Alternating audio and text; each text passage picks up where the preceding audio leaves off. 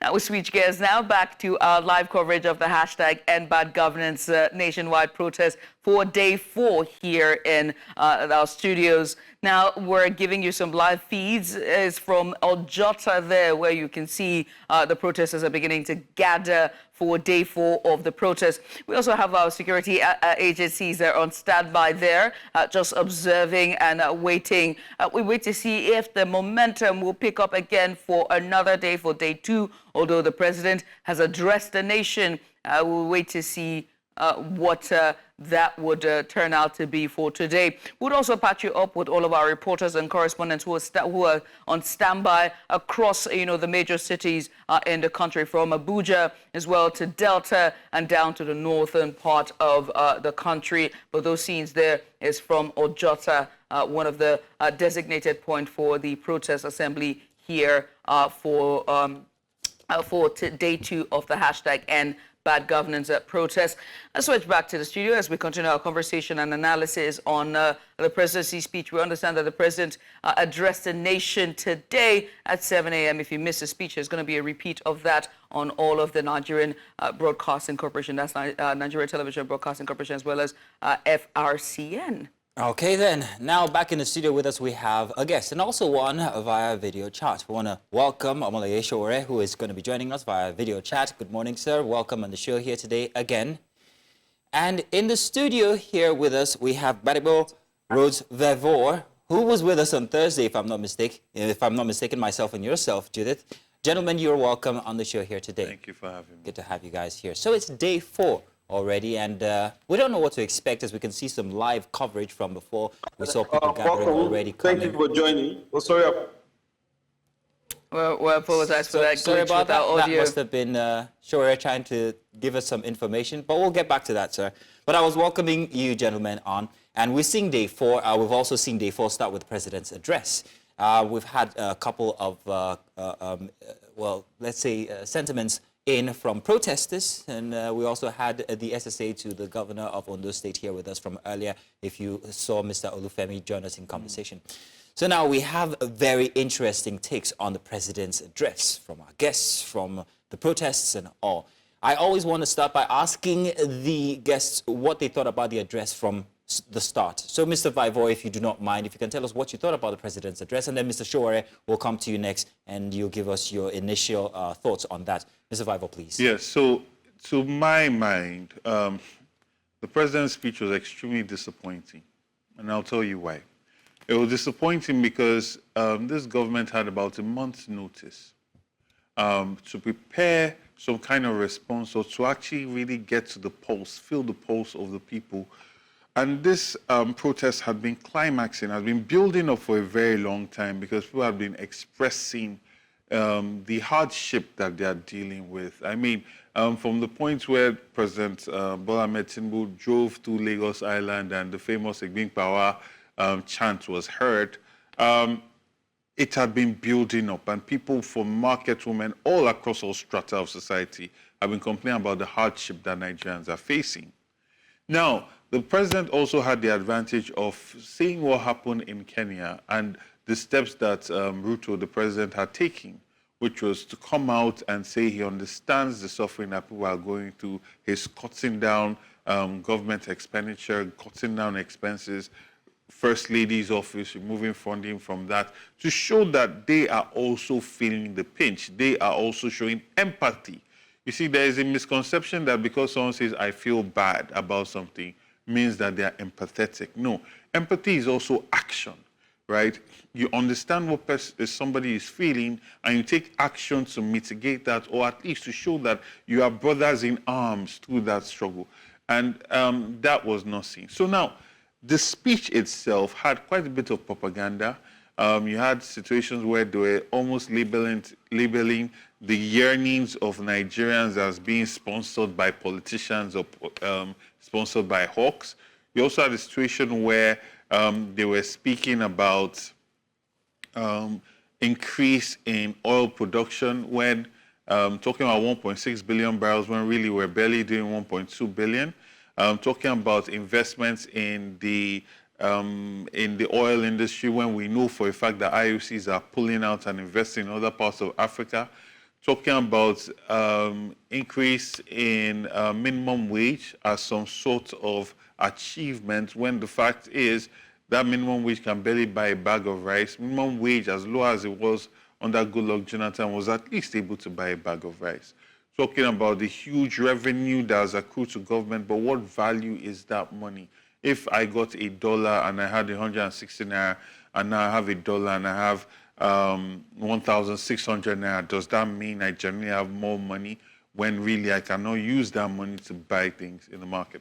So there are a number of things, but really the most disappointing thing was that the president did not talk about how they are going to cut down government expenditure, cut down expenses, and spend our Commonwealth in a way that is more beneficial to the people. And that has been the main problem that has driven this, because in the midst of so much hunger, people are hearing that 21 billion is being spent on a house for a vice president, or monies are being spent for private jets and things like that. So in your view, it's a lack of empathy regarding Yes. this. Mr. Showore, let's come to you and get your first thoughts on the president's address from this morning, please, if you will. Good morning once again, and I've been privy to this speech several hours before Nigerians got to listen to it, and I wasn't expecting anything different. The regime is tone deaf, and they are completely disconnected from the reality on the ground with Nigerians.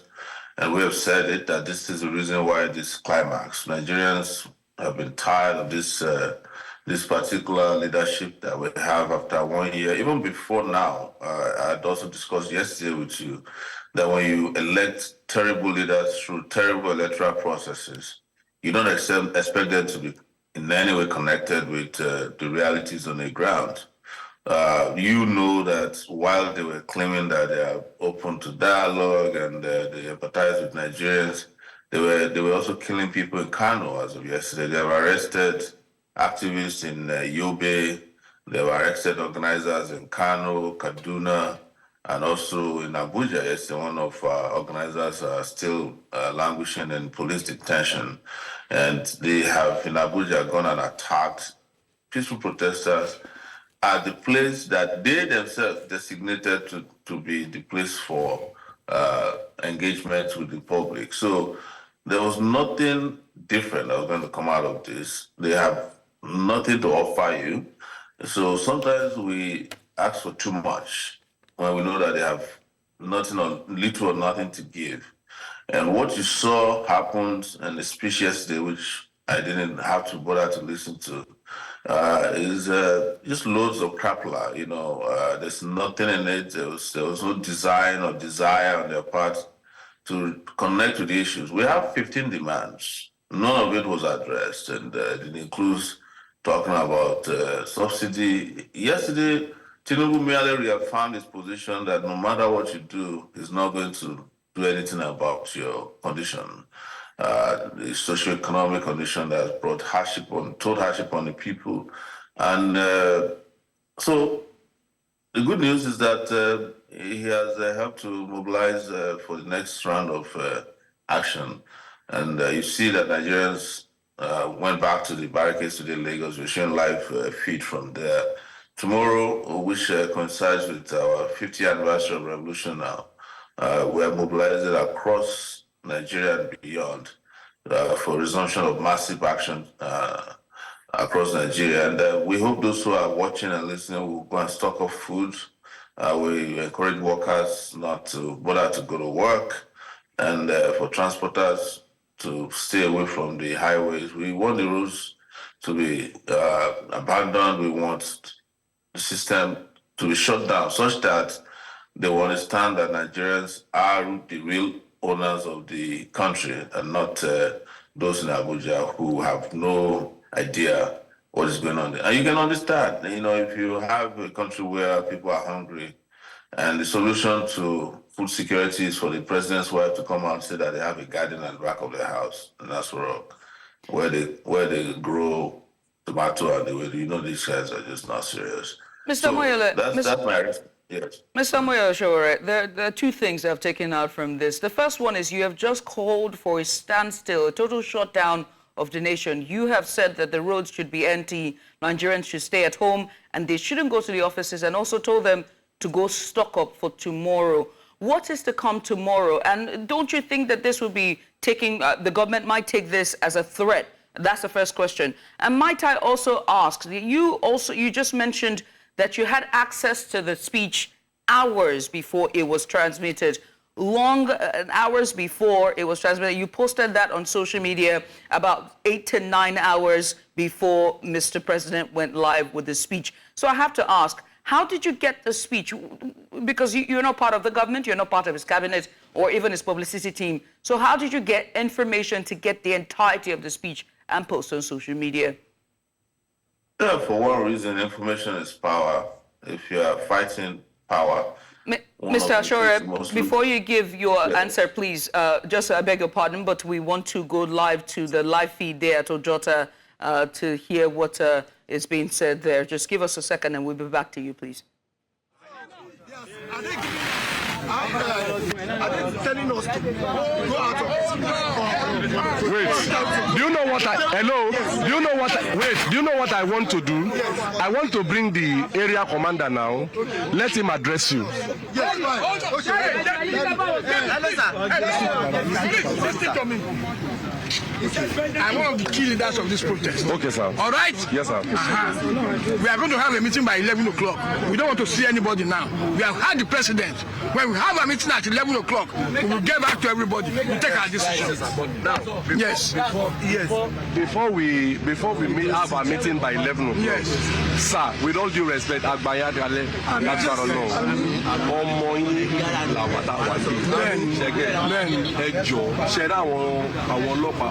they are trigger happy. You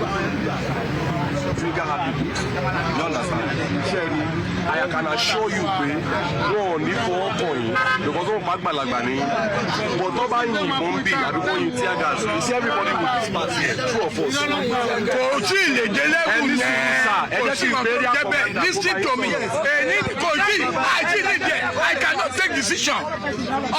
We are not saying no, let him wait. When we have our meeting, when he say anything, we will now respond to him. All right, so what you're hearing now is between the protesters and anti-protesters. The man with the cap there, I'm sure is part of the protesters, but the man you saw earlier who was speaking on camera and had his glasses on, the young man, was asking protesters to return home, that the presidency has addressed the nation and that they should hit to his call and to return home and wait until the actions and the reforms and initiative that the president made mention of would start to come to fruition. He also told them that they need to go into dialogue, that the presidency has called for dialogue, and so they should go home. And so the other protesters are replying back and saying they would not go and they would continue as is their constitutional right. We'll bring more information on that as the show progresses when we're able to establish a connection with our correspondent. But in the meantime, Mr. Shore, I must apologize for cutting you there. We wanted to bring that live feed for our viewers. So please go ahead with the question. How were you able to get access to that speech and also your call to Nigerians? Wouldn't that not be taken as a threat by the Nigerian government? Well, regarding getting the speech, that's not rocket science. I keep telling you guys I might be a busybody in the journalism world, but I'm a reporter too, so I go out of my way to look for information, advanced information that can help the public, and in this case, help the struggle. So we saw this speech that because we looked for it and we got it, and by the time we got it, we knew they had already recorded this speech that was given this morning. So that was why we released it so Nigerians can understand that there's nothing to expect from the speech. With regards to tomorrow, it's not a threat, it's a reality that more people are going to be out on the streets. We're just letting you know as a matter of information that there's no point lying to ourselves that we need to do this once and for all. And typically every year we organize an action for August 5, which was the first time in August of 2019 that we started Revolution Now movement. And that, the one that happened in 2019, I wasn't even part of it. I had been arrested August the 3rd before the protest. So that is what tomorrow is all about. And I want to quickly react to what you're saying in your live feed. You are going to see a lot of infiltration. People who will come and say, let there be peace. They will join the protesters, act as if they are protesters. But these are people that are sent by the government. These are the advanced parties to infiltrate protest grounds. And sometimes to prepare the ground before the government sends people to attack either state actors like the police, DSS, or non-state actors. So what we are saying is one of those typical examples of infiltration of persons who come and prepare the ground for government to attack. And I want to quickly address the issue of dialogue. Nobody is seeking any dialogue with the president of Nigeria or the regime. The requests are very direct. We don't want to create another layer of bureaucracy of people who will be walking in and out of Sorok Villa claiming they're having dialogue. No, the only dialogue you need to have at this point is directly with Nigerian people. In Kenya, because now that we're talking about Kenya, President Ruto initially gave this kind of speech. He was deaf-eared and was talking about regime change. He said he would deal with Kenyans. When the Kenyans took their job of resistance seriously, he backed down, and he's been entirely humbled ever since then. So we're traveling the same route. You've seen an intransigent president who was threatening people yesterday, and then now you're asking for that. There's nothing to that. You can't want to dialogue with people and you got to kill protesters, peaceful protesters, waving leaves in Kano. You can't be arresting people. You can't go to Abuja and be, shooting at journalists. Yesterday, you saw images of journalists that have been shot at by the DSS, a combination of DSS and some hoodlums that were transported there. So just to make it very clear, action continues tomorrow across Nigeria. So that's just what we want to let you know from our end. Thank you very much, Mr. Showore. I'm going to come back to you to your statement regarding dialogue versus continued protest. But let me first of all take a question with our in-studio guest here, Mr. Vival. Mr. Vival, you've heard what Mr. Showore has said regarding dialogue. The president has come out on day 4 to actually address the nation. Is this time for dialogue? Is it too late? Should it have been done anytime sooner? And what does it portend for the protests going forward after he's addressed some of the demands of the protesters? He's also empathized with the protest, saying that it is your right to protest. You could go ahead and protest, and called for security forces to actually support the protesters. And he has called down, he has told that he is not with the violence that erupted across the country, and he has asked people not to usurp the protest. What do you think, especially regarding dialogue? Is it time now? From the speech, I don't see a president that has fully understood what the yearnings of the people are. I don't see a president that has addressed the problems that majority of Nigerians across the board have been talking about. I don't see any concessions made in that speech in any way, shape, or form to address the realities of Nigerians living in hunger, penury, high inflation, huge unemployment. I don't see any of that. So I believe that this government still needs, I don't know what they need, because they had notice Just a second, Mr. Vival. We also have now again some live visuals from Ojota. I would like to hear what the gentleman from before is addressing again here. So let's get the audio on this. Let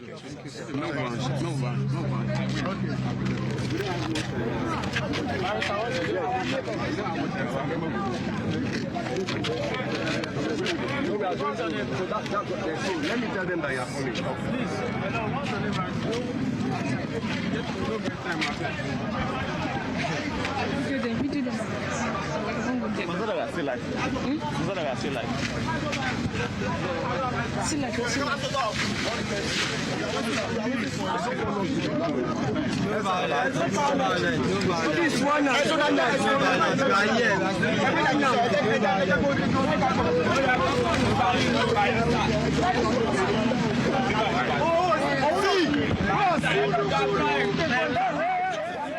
So we see the unidentified man once again walking away after speaking with the police and then some protesters. We get information that he's still reiterating his stance regarding the protesters, that they should leave since the president has already addressed the nation, and wait until October 1st. And if nothing from what the president has addressed comes to fruition, that the protests should continue then.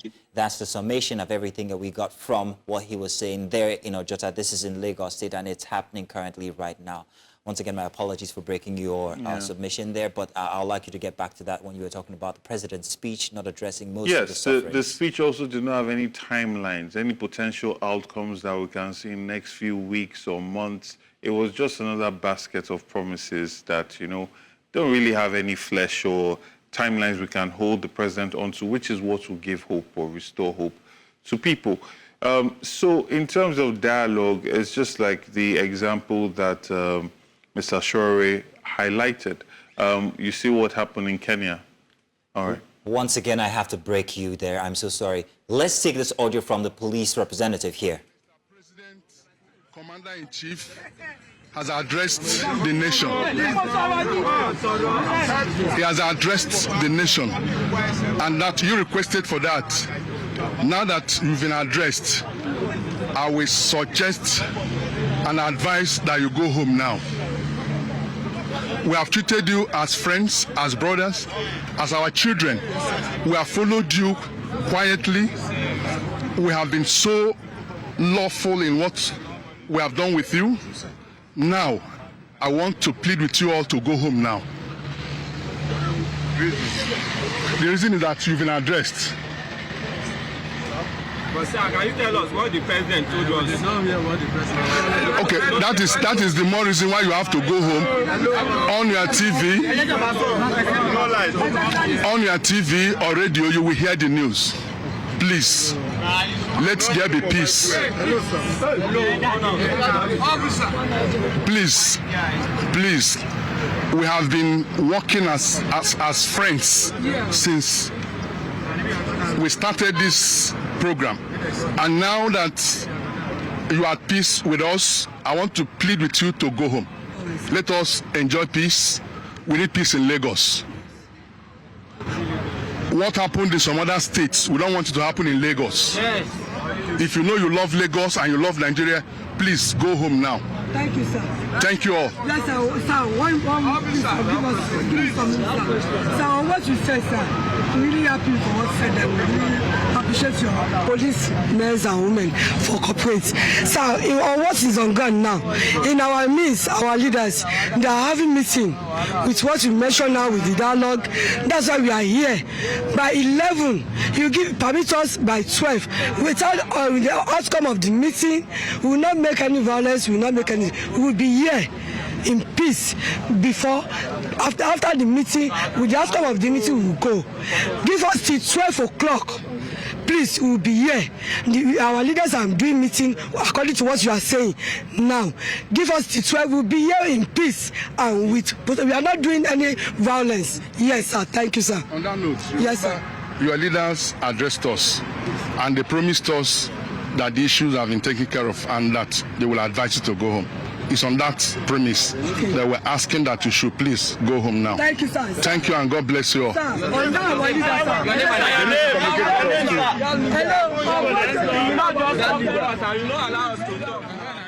An address there by the police representative at Ojota. We could only get his name from his uniform there as PA Okafo, and addressing the protesters, asking them to go home since the president has addressed the nation and that they should wait for the outcome after. Asking protesters to turn on their TVs and radios to see exactly what the news is from the president's address. Also, we had some representative of the protesters out there ask that they be given up until 12 noon today to make sure that they have a word from the dialogue between the Congress for protesters and the presidency on what might continue on today. P.A. Okafo is the, if I'm getting this correctly, Paul Okafo. He is the Assistant Commissioner of Police, and there he was addressing the Ojota protesters.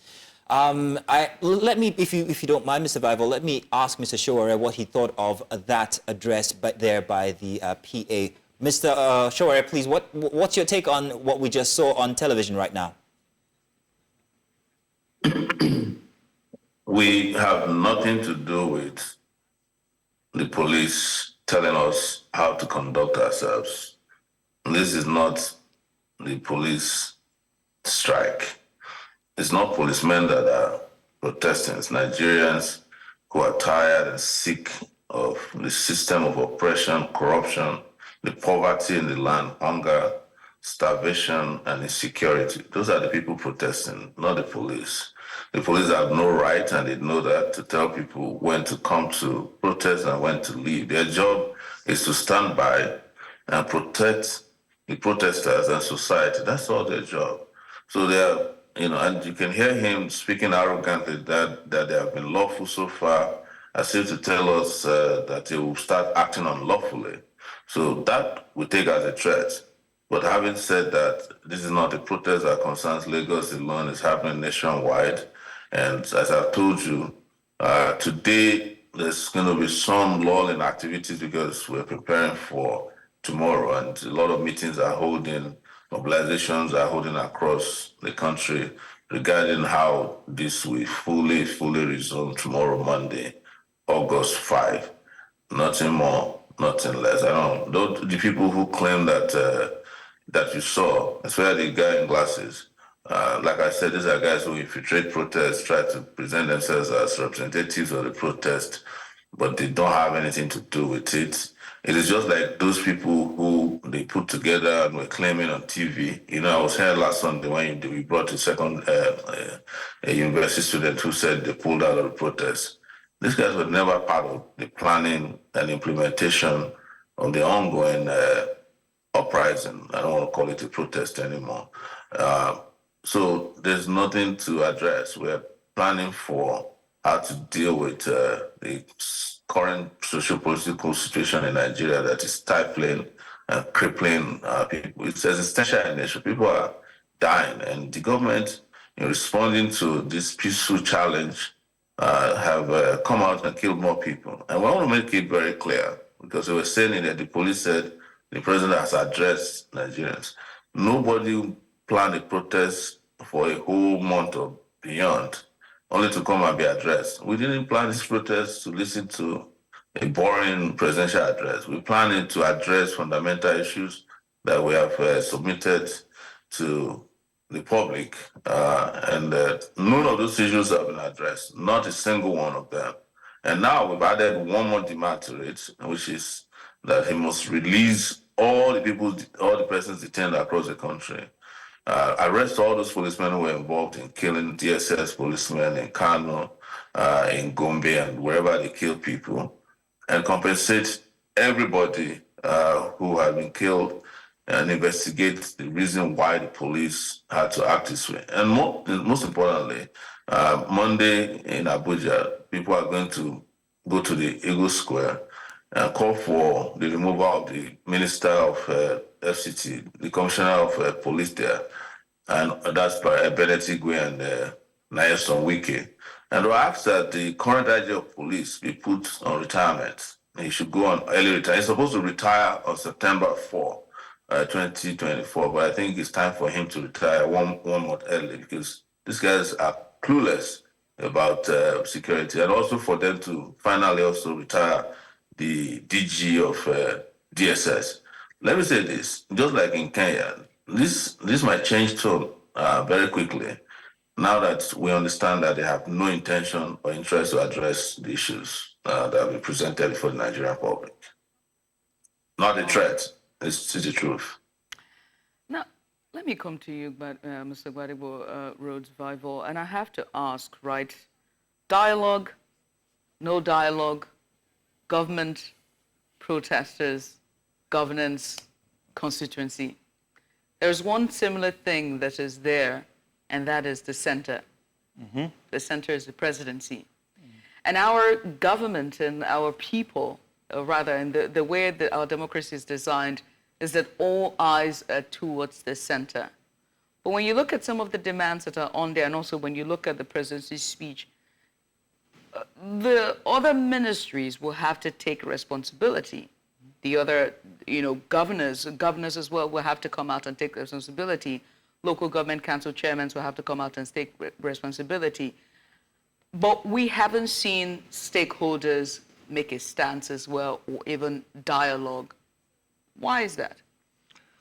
Well, I feel that that's an indictment on the presidency itself, because... See, back to the center. Yes. Because I'm trying to remove the center from this, because everything is presidency. Yes, let me explain why. Because most of these issues that people are dealing with, whether it's inflation, whether it is the value of our currency, whether it is the removal of subsidy, these are not done by state governors or local government chairmen. And the decision from the presidency then ripples down to the ground. While the president in the speech talked about how huge amounts of money are being given to state governors and local governments, I still say, what is the value of that money? Huge nominal values that cannot buy bags of rice or cannot allow for... I mean, a tuber of yam now is about 5,000 naira. No, you're wrong. It's 10,000. 10,000. I know this because Madame went to the market yesterday. Thank you. So I was being conservative. And these are prices that are changing consistently, right?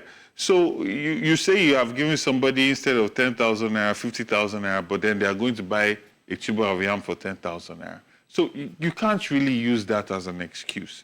So for me, yes, the presidency must work hand in hand with governors and local government, especially in terms of policy formulation, in terms of implementation of those policies, to ensure that whatever cushions or palliatives that are being done is being done and felt at local government level.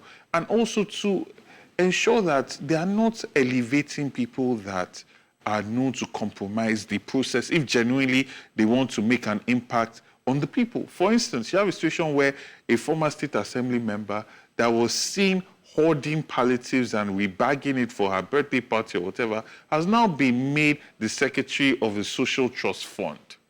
That does not show a government that is serious. And you cannot blame the governor for that. This is the presidency. They've appointed somebody that you have seen appropriate funds for their own selfish benefit, elevated them to now be appropriating, to be potentially distributing funds or in charge of welfare, or trying to solve the multidimensional poverty that we have in this country. And this person has showed antecedents of appropriating for themselves. So this goes back to the presidency. Aside that, I feel that from the tone of the speech, from even the speech that was just given by the police, yes, I'm glad that Lagos State has had very peaceful incidences in the past couple of days, but we do not want the peace of a graveyard. People are coming to the street because institutions that are supposed to put in place that are supposed to work for their betterment are not working. That is why they are coming to the street, right? So their requests, their requirements, and this cuts across. If this government, this government had a month to plan a response, to be able to look and feel the pulse of the people, but they spend so much time trying to whip up ethnic bigotry, propaganda, trying to associate a tribe with trying to destroy the country or destroy Lagos State. And now they've seen that the reality is something that's being faced by Nigerians all over. So they must respond to that in a way that shows that they are going to tackle expenditures of our Commonwealth in ways that are not reflective of the reality that Nigerians are feeling. You cannot tell a market woman, this is not a beggar, a woman in the market that's selling things, waking up every morning to try and earn a living, that's saying that she cannot eat, she's barely surviving. In that process, telling them that you're buying a private jet worth hundreds of billions.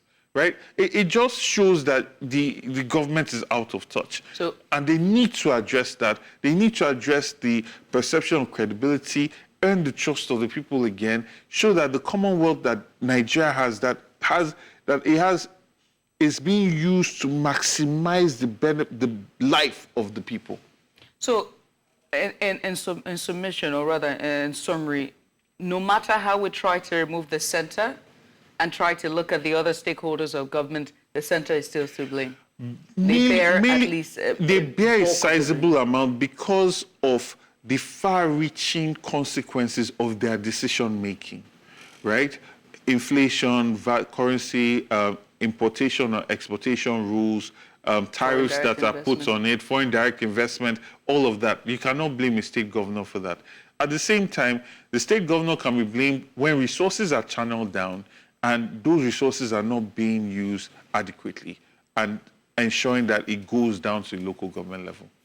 So we heard Mr. Shore, and I was going to come to you on this, and this is also still has some basis on the question I asked from you earlier, which we were unable to finish answering. You were unable to finish answering. Mr. Shore said, this is not a time for dialogue, there's no place for dialogue. He also said that, he also insists that the protests continue.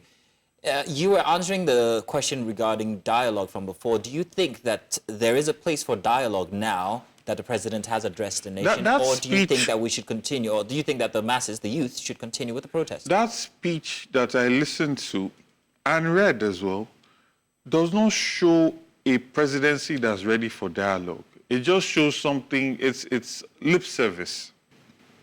Even when you listen to the police, it almost sounds like it's a favor to do their job. You know, they're doing you a favor by doing their job. They are supposed to ensure the constitutional rights of people are protected. That is the beginning and end of their... We must cut you there, Mr. GRV. We apologize, but we're taking it back to Ojota there, where we have one of the protesters speaking to our journalists. They are just for us and Williams. That's why they want to change them away. That they know the genuine people. They know the good person. They know the mean person. They know the person that is not good. That's the reason why they are changed those the bad away. My name is Commentator Shatomola. Yes. CDH Committee for Defense of Human Rights. Yes. Sure you understand now. Are they supposed to be the one that...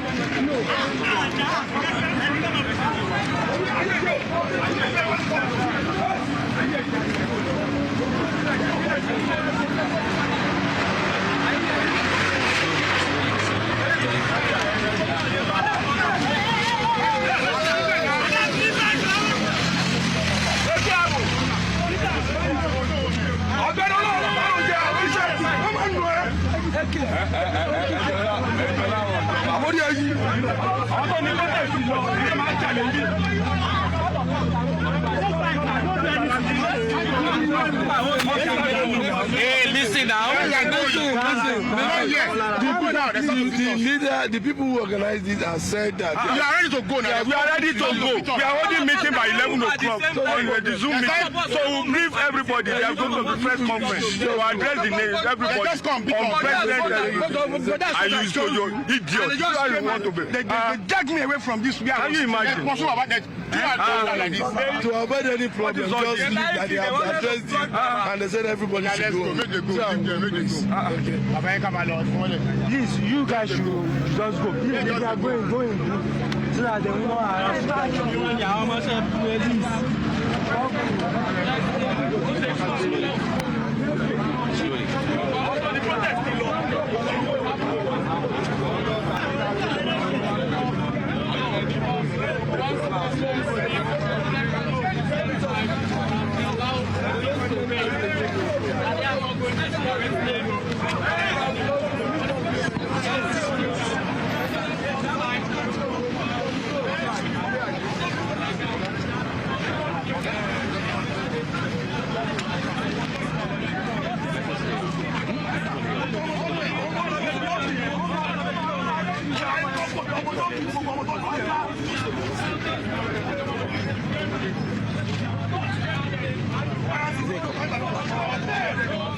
I'm serious, I still like this.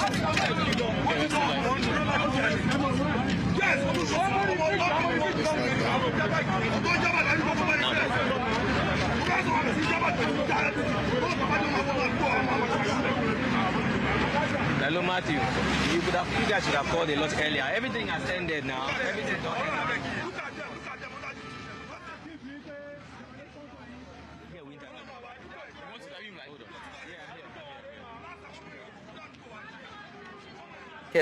Who is going to give us more information regarding the event that just unfolded now. Bernard, if you can hear me, thank you so much for joining us. Looking good as usual. Can you please go ahead and give us some situational report? What's happening there?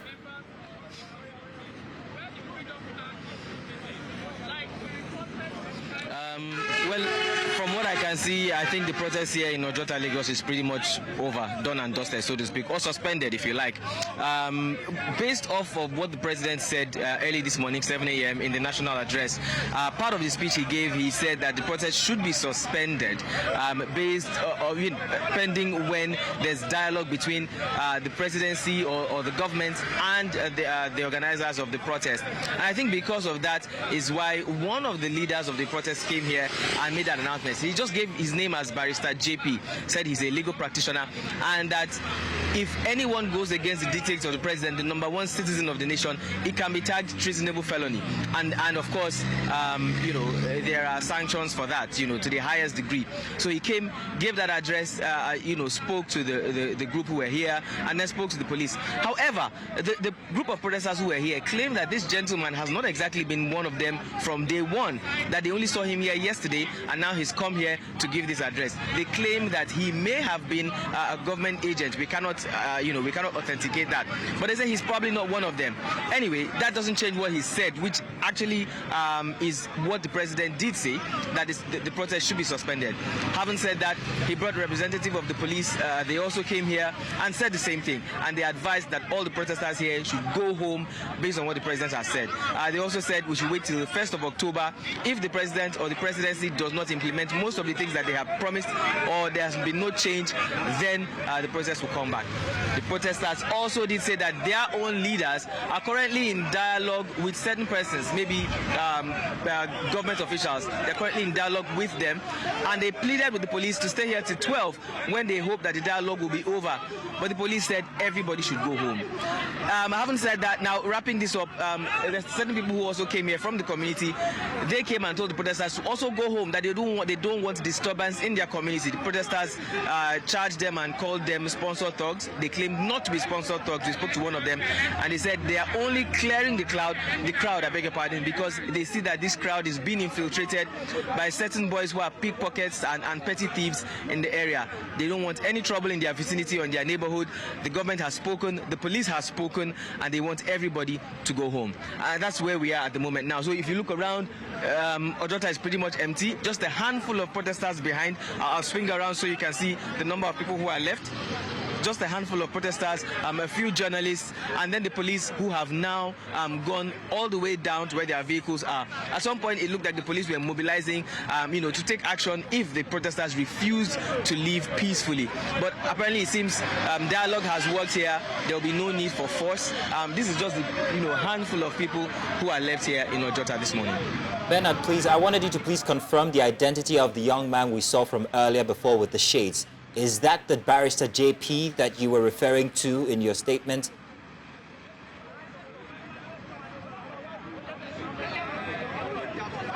Yes, he's the one, the tall gentleman with dark shades who was addressing the crowd and addressing the police. We also spoke to him on camera. He simply identified himself as Barrister JP. He says he's a legal practitioner and he knows what the law states. Going against the orders of the president could be tagged treasonable felony, punishable by the highest, the highest punishments in the land. And so he came and said that it will be wise for everybody to peacefully disperse. However, the protesters said that he is not one of them. Now, we have one of the representatives of the civil society groups who has also been marching here, Comrade Aisha, I believe. Yes. All right, please come closer. We are live. I would like you to state what exactly happened and what your advice to the crowd was earlier in 1 minute. Okay, now that we are seeing now, we heard news from President Tinubu this morning that we are still here today from most of our leaders, because we should be here this morning, we should be doing our protest in between the time that most of our leaders will go and do dialogue meeting, because Tinubu have called of meeting now. Then they are with them. They will start the meeting by 11 o'clock this morning. There's no up to 11. Then the policemen come and address us that the president has spoken, that we should go home. They will do dialogue, that they are just giving us privilege, that we do it peacefully. That's why they are still here. Then Then they are now urging us that we should go. Then I told the policemen that we are not saying we are not going, but you give us some time till 12 o'clock.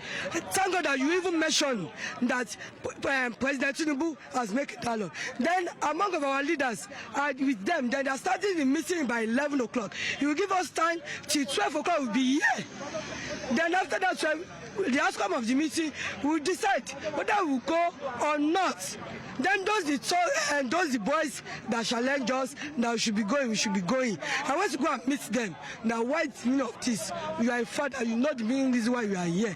He now told me that they signify that some boys, which is Williams and Thugs, that they are in between our midst. Then they have seen that some leaders that they have go.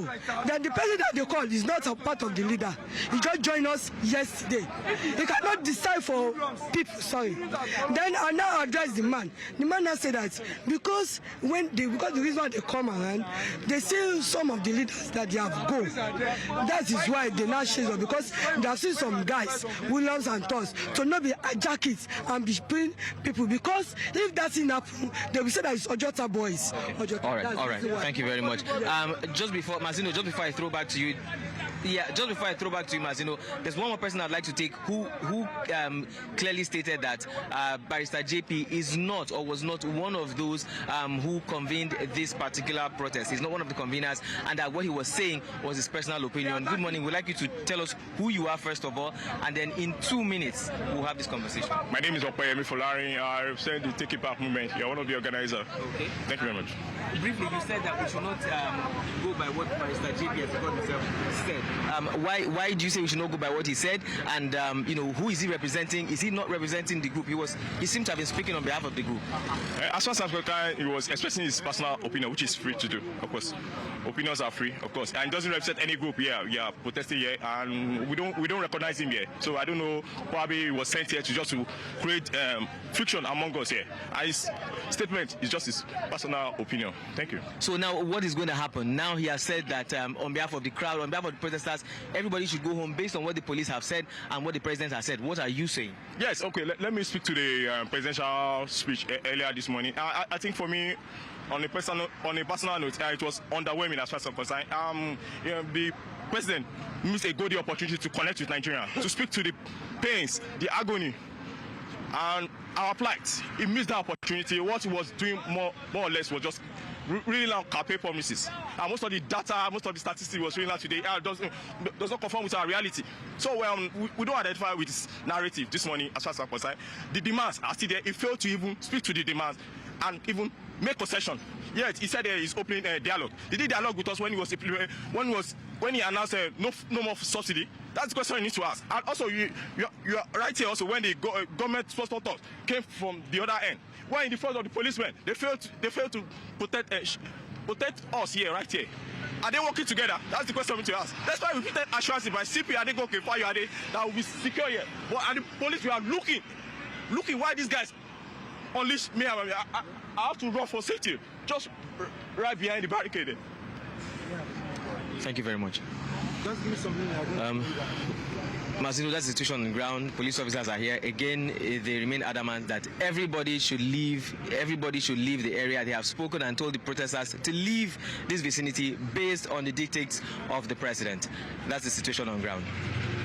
Thank you very much, Bernard. Thank you for your hard work there at Ojota. Here in Lagos, we've just seen visuals and also experience from things happening there regarding the security agencies and, of course, the protesters. Let's go on a quick break. We still have our guests online and in the studio here with us discussing the End Bad Governance protests across Nigeria.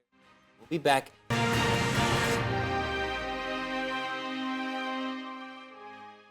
Welcome back. Still live coverage here of the End Bad Governance protests rocking Nigeria across the nation.